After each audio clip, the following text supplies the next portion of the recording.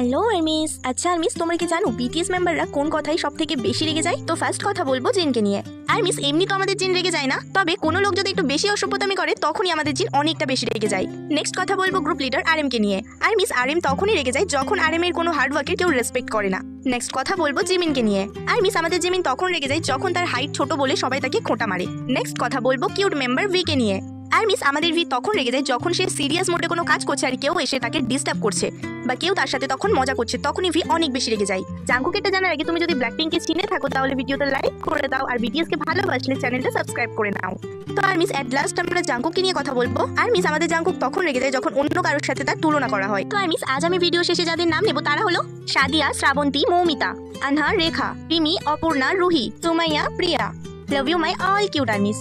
আরমিস, তোমরা আমাকে কমেন্ট করো, আমি সবার কমেন্ট পড়ি। আরমিস, তুমিও যদি চাও আমার ভিডিওতে তোমার নাম নিই তাহলে চ্যানেলটা সাবস্ক্রাইব করে কমেন্টে তোমার নাম আর এজটা লিখে যাও। আমি